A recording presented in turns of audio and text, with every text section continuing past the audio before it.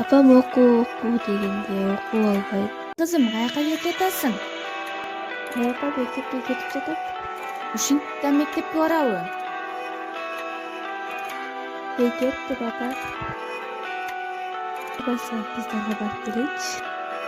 Кызым барар жери күйөөдө. Оку деп окуну да кыйратышпайт.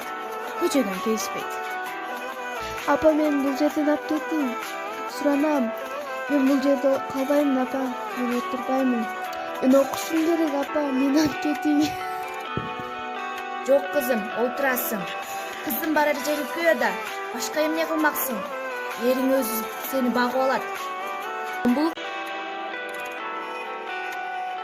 Жашоо.